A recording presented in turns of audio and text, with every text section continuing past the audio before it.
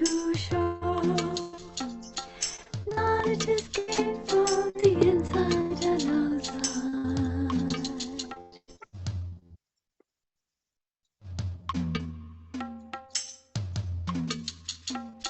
Knowledge is gained from the inside and outside. Outside our senses gather what we know. Awake on the inside, we're thinking and deciding, connecting and enjoying our creative flow, and bringing to the world something wonderfully new to show. So just beautiful photos there, lovely.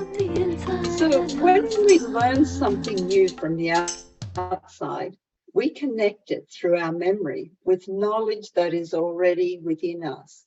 And our minds turn the impressions, the experiences, and the observations we gain through our senses into knowledge.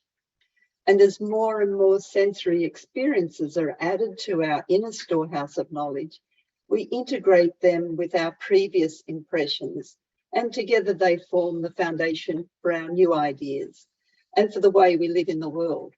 So knowledge begins then with the flow of our attention through our senses into the environment.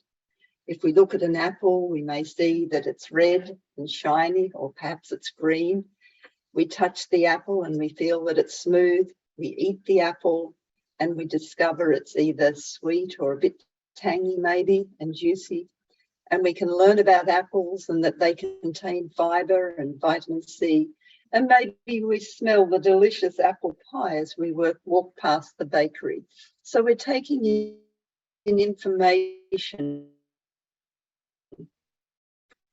So when we observe an apple with our senses, something happens inside. We taste another apple or a recipe for a delicious apple pie. And our senses provide us with information, and then we compare it with all that we already know to create a new impression. And like this, new knowledge is gained.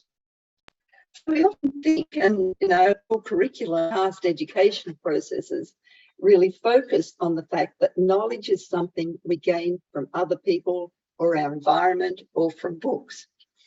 And that's right, but we also have to take into account that the one common element in all of our knowledge, and that is us, the knower, the person who knows the knowledge. So we gain the knowledge when our attention flows from inside to outside by means of our senses.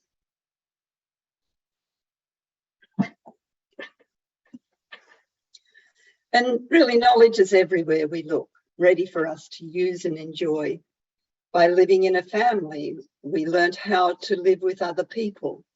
So when we learn how to be respectful and careful of the feelings of our parents and our brothers and sisters, then we carry this knowledge into our relationships with our friends and our teachers.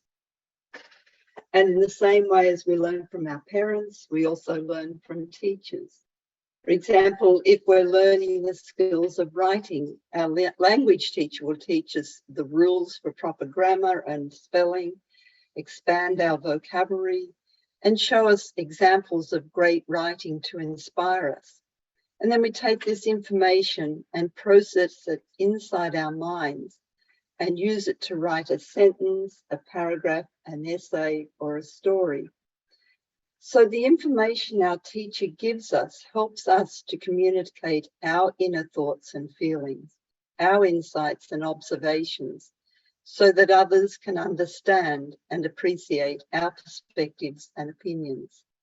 So we need the knowledge from outside about grammar and punctuation and vocab, but then from inside flows our creative ideas as we may write poetry or write a beautiful story. That's knowledge coming from inside then. And every new class we take, whether it's at school or a university, it builds on the information given out in the previous class. Every new lesson builds on the previous lesson. And that's because inside we remember what we've already learned, and then we integrate the new information with this reservoir of knowledge we carry with us. And we can look at other fields and how we're gaining knowledge from inside and outside. So say with music, we listen to music and our inner experience of the music changes depending on the knowledge we have about it. So perhaps a piece of music reminds us of when we were young, or perhaps we're studying music and music theory, and we know that the flow of the music follows certain rules. And so when we hear the music, we enjoy hearing the rules in that. And music, just like writing, needs outside knowledge. We need to have those conventions, the standard notation and the theory. And then that inside knowledge allows us to compose a piece and share it with others. So we need to have both the outside knowledge that enables that creativity to flow out so that others can enjoy what we create. And the same in sport. The outer knowledge that we gain about sport will be understanding the rules or the skill development that the coach may give you. And always the coach is building on the simple, familiar skills, on what we already know as she trains us to become better and better athletes. So we need to have this outer knowledge and rules of the game and technique. But the inner knowledge, when you're in a game, that court vision, that game sense and timing, that's the inner knowledge that you can't be taught. It's there spontaneously. And it's what great sports people, great athletes are able to do that, to see the greater vision of a court while they're involved in focusing on the bouncing of the ball or shooting a goal. So that broad court vision that tells them where everyone is, that game sense and timing, these are the skills, the knowledge that's gained from inside. And also in art, so portrait artists gain knowledge from outside and inside. So from outside, they have the direct observation through their senses of perception of the focus of their attention, what they're creating, what they're painting. But they also use their intuition to portray the inner qualities of the subject, whether they're doing a portrait or painting something else. There's something there within them that creates a beautiful painting that says a lot more than what the eyes or the senses just fall on. There's an creative expression comes through. And it's the same with science. Scientists always gain knowledge from outside and inside. So from direct observation again through their senses of perception. And then they use their reasoning and intuition to draw conclusions about those observations. And every advancement in science emerged from the wakefulness of scientists. For example, Sir Isaac Newton used processes of sensory perception, so he observed the world around him. He had a massive internal library of knowledge, and he had intuition and intellectual reasoning that allowed him to formulate his theory of gravitation. But really it was his wakeful creativity, his intelligence, that sparked the integration of all this knowledge into something profound and useful. And it's like if knowledge was only gained from the outside, then there'd be no progress. But for progress, we need that creativity, that spark there in the individual, whether it's a scientist or a composer or an artist. That's what brings about new knowledge, new creations. So combining outside knowledge and inside knowledge allows that progress to take place. So whether we're reading books or listening to teachers, admiring and interacting with the world around us, or integrating the knowledge gained from these outer experiences, one feature is common to all of these experiences, and that is us. We gain the knowledge from inside or outside. We are doing the knowing and the integrating. And you are the knower, the person who is gaining knowledge from outside and inside. And the quality of the knowledge that you gain depends on the quality of wakefulness of the knower, who is you. So if we're tired and we don't pay much attention to the details, then there's not a lot of knowledge gained. But when we're alert, we notice everything. So the more awake we are on the inside, the more awake we are to all the different elements in our environment. And the more we can absorb and make use of and enjoy all the different elements in the outside world. So we often use this illustration for an understanding of consciousness-based education and how knowledge is gained. So knowledge requires a knower, the student, the known, which is the curriculum that may be in books or in the teacher's mind, and then that process of knowing that connects the knower and the known. So knowledge is the result of the knower and the known coming together through the process of knowing. And a couple of examples, particularly for the school students. So for the very young students, we use examples like gaining knowledge of fruit from inside and outside. And they were in pictures of that in the slides for the song Rajeshri Emily sang. We can also get knowledge from the inside and the outside of a book. So the outside of a book will tell us something about what might be contained on the inside. And then we gain more knowledge from the inside of the book. So for young children, we keep this principle very, very concrete with the examples. And so one example is gaining knowledge of a tree from the outside. So when we look at the outer expression of the tree, we gain knowledge of its qualities such as size, colour, texture, and its expressions such as the leaves, seeds, blossoms. And we see that it's home to various animals, birds and insects. But we can also get knowledge of the tree from the inside. The rings, they tell us the age of the tree. They provide knowledge of the changes in the weather and climate as it was growing. So the narrow rings indicate a time of slow growth and wide rings, rapid growth. So that's an example you can use with schools.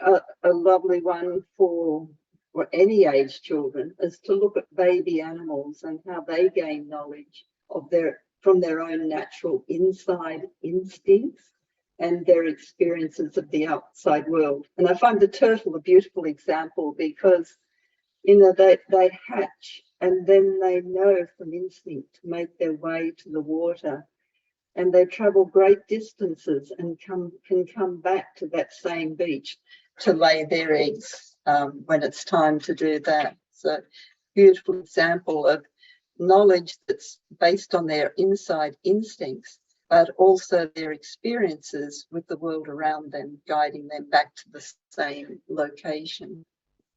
And the third one for students and for university, of course, especially doing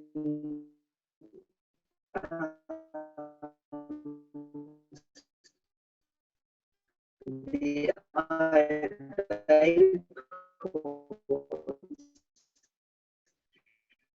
is when we look at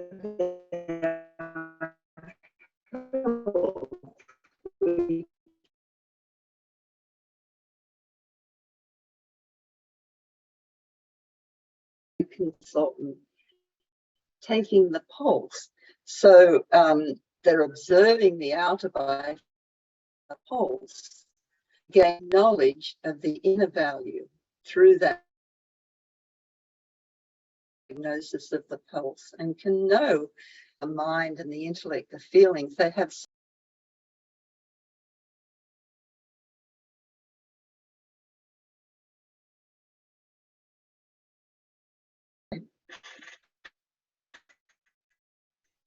So looking at this in the practice of TM,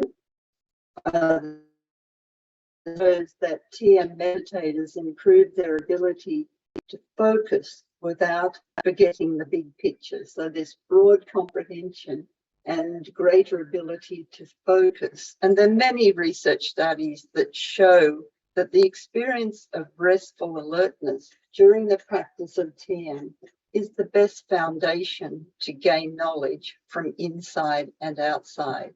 That unbounded awareness, that transcendental consciousness leads to broad comprehension, while we have that ability to remain focused on the task at hand. And this is so important for sport, and we talk about court vision, having that broad comprehension and ability to focus on the task at hand. So that's a very important study for this understanding that knowledge is gained from inside and outside, just enhancing our ability to gain knowledge. And this is taking the understanding of this principle to a deeper level. If we look at a wave, we can see that the wave rises high in the ocean, but it contains the memory of its true nature as the ocean. And just like that, we too contain the memory of our own true nature, or a bounded ocean of consciousness, knowledge. So when transcending practices, we commend our specific experience and observations.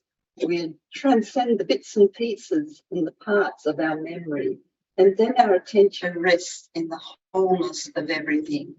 We awaken the memory of the interconnectedness of everything, and we enjoy the home of all knowledge. That's the self. So that memory of the self, it's like coming back home, settling down, like the ocean settling down, the waves settling down into the ocean.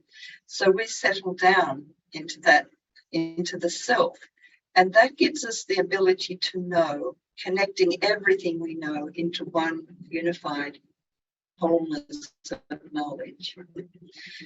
And in the state of enlightenment, our awareness is stationed at that central switchboard of nature's intelligence. We're fully awake in the field of total knowledge. And as a result, complete knowledge of the total potential of natural law is always at our disposal. And from this level, anything can be known, inside and outside. And this is really the full value of this principle, that knowledge is gained from inside and outside. Okay, so let's just pause now and just put up this slide again. Take a moment to, in your own words, write down what you think is the most important or central point of the lesson, and then comment on how this point relates to what you know about the full development of consciousness, the development of your creative potential as a result of your practice of TM and the TM City program. And we'd love to have some diagrams and illustrations that put these 2 points together. So we'll just give you a couple of minutes to do that, and then hopefully we can hear a couple of examples.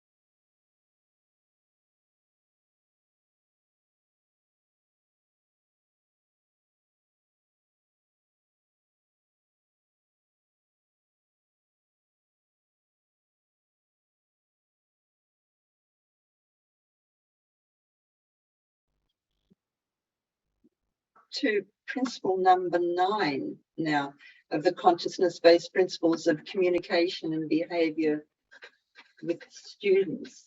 And this one, 9, is the teacher communicates and maintains high standards of academic performance. So the first point here, A, extensive educational research has shown that 3 of the most important principles of teaching for producing high quality of academic performance are: 1, communicating high expectations; 2, giving prompt feedback; and 3, encouraging cooperation amongst students. And B, in our communication with our students individually, they should gain a feeling not only of our appreciation, but also of how they can improve. C, it is good to promptly and regularly give feedback on students' work and have examples of the best papers read aloud in class. A good way to show what is expected of students and to raise their confidence is to regularly present to the class different examples of excellent student work on assignments or examinations. A student's written response to a question, for example, and explain briefly why it is very good. This provides a standard by which students can evaluate to which they can aspire. It also clarifies why they may have received a lower grade than they wished. We select portions of many students' work to illustrate high quality. When examples from the work of many students are used over time, and the teacher's attitude is encouraging to all students, everyone is inspired to meet the highest standards, and they have a clear feeling for what highest standards are. And D, we maintain high standards in group work. To maintain high standards in group work, teachers can follow these guidelines for communicating. So 1, the teacher always presents a clear objective for the group work, an actual product that the small group is responsible to produce by the end of the time. It may be a chart, a list, a presentation, etc. This is better than an open-ended discussion question.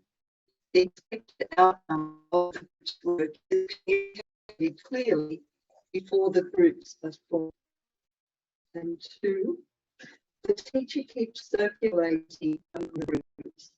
By his or her focused presence, inspires the continual focus of each group on the task, encourages the students, and answers any questions that may arise. And 3, the group should present the product to the whole class at the end of their group work. After each presentation, the teacher can give a brief evaluation, mentioning the strengths, always the strengths first, and focus for improvement. The students can give discriminating expressions of appreciation. For example, I particularly enjoyed the harmonies you created in the song, or your logical presentation of the character development in the story was illuminating. These specific discriminating comments are more helpful to the presenter than a simple, I liked your presentation, and encourages precise thinking and speech in the listener. And 4, the teacher's complete attention on the presentations and a few brief, encouraging, positive comments, followed by a focus for improvement, keeps raising the standards of the students set for themselves. For example, the teacher can say, this group's work on the this group's points on the subject were strong and relevant. And next time, you can focus more on the logic connecting each point, so we can follow your reasoning from point to point. I'd like to hear that logical connection in the next group's presentation. This serves as a guide to students and will alert the next group to be as logical as they can. And the practice of the TM and TM-City programs develops the receptivity, intelligence, flexibility, and confidence of students so that they are more able and capable of meeting the standards the teacher sets, incorporating feedback and working productively with others to produce the desired result. So there's so many beautiful points there, and I think they're very helpful for all levels of education, from children who are just 5 or 6 right through to the year 12 students at school, and then university students as well. And you can see in those points many of the principles for ideal education you could see coming through there. That knowledge, action, achievement, and fulfillment is very important in that. But I was just wondering if there are any comments from anyone about this, and how you have applied some of these principles already in your teaching and the success you have had as a result. So anyone like to come off mute and give us some examples?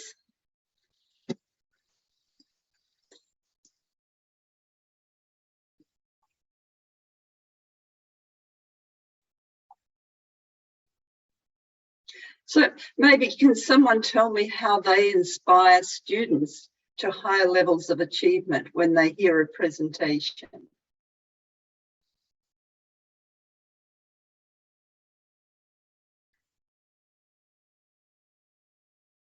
Maybe we'll have to hear from Aditi.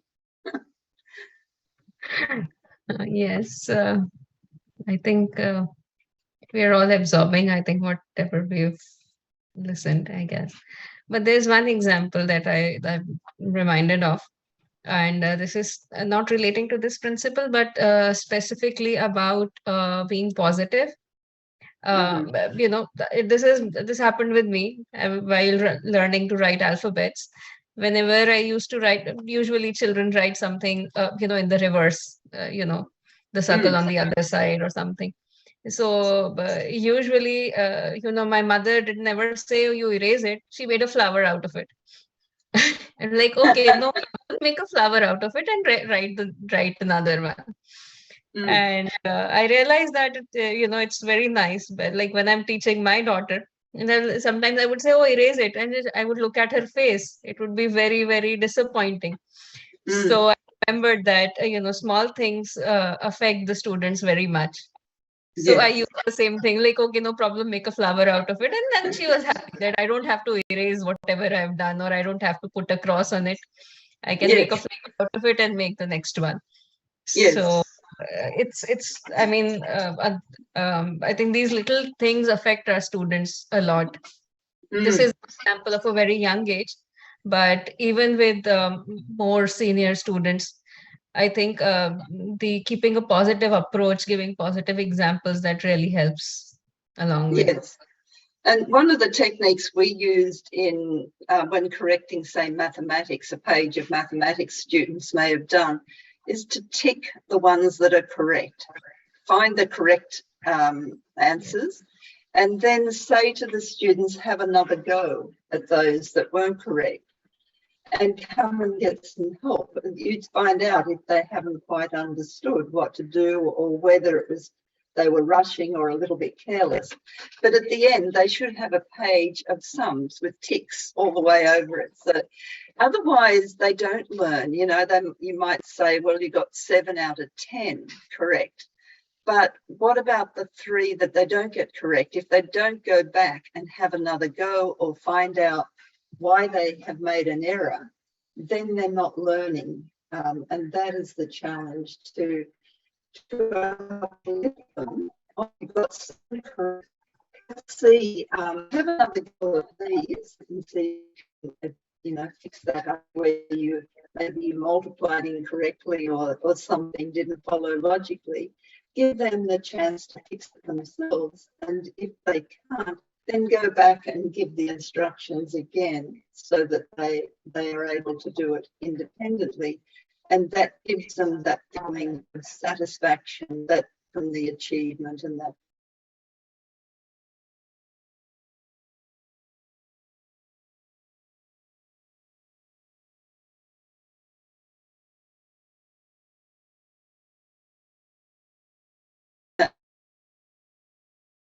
Grade 9 mathematics students, and they were packed in so I could hardly get to them.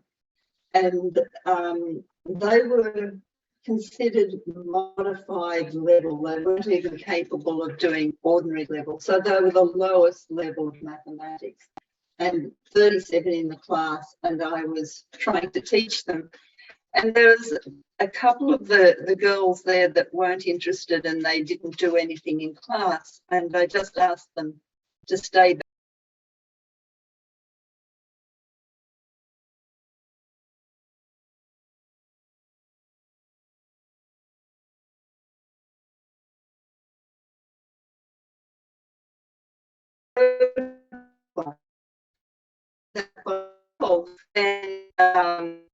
And you can go. And so they did it. You know, by the third one, they were able to get the answer correct. They knew how to do it. But that feeling, you know, they virtually danced out of the class. I was holding them back after school because they hadn't done anything. And by the time we'd done 3 questions and they'd done the last one by themselves, there was just such blissfulness there and a sense of achievement. And I didn't have a problem in a class after that with them. They just came in so willing to be engaged and tackle the task that was there. So it's pretty easy if you can structure a way of giving students that fulfillment in learning. Then, you know, you've got the students, they're wanting to learn, and it's just natural that they want to have that great experience. So I'm sure everyone's had lots of experiences of that. Yes, I think the sense of achievement, that is very important. There was an article that I was reading that, and this was regarding video games, that children enjoy them so much and they get hooked on because, you know, they feel they've achieved something every time they get a star or every time they cross a level. And that it is that feeling of, you know, achieving something that makes them enjoy it. That was one of the reasons, of course. So, you know, the same thing, if it could be built into academics, that feeling of achieving something, that is special for students. Yes, there's like chemicals released in the brain. It's a physical thing. It's not just a mood-making thing. Yes. But, you know, it's pleasure endorphins are released when you get that. And video games know how to do it so amazingly. They've got, you know, experts in ringing bells and, you know, giving stars that keep them really players addicted to more and more of that. So it'd be nice if we could have them that enthusiastic about all the lessons they have at school. And I think we've got the technique. You know, once you've got those students, you walk into the classroom and they say, what are we learning today? They're so enthusiastic, and you can hear them coming into the room already discussing what happened in the last class. So they can be that motivated if we apply these principles while we're teaching. So it's a beautiful package that we have. Okay. So any comments from anyone else, any of the teachers? Jai Gurudev, again Prabha here. Yeah, Jai Gurudev. Actually, it's a small example I would like to quote here. You know, it's about a positive kind of a thought. Whenever we used to see our old photographs, that teens photograph or the college days photograph, you know, normally the girls used to be in the kind of a fitness, the sense of fitness they used to have. They'll be in shape, something like that, right?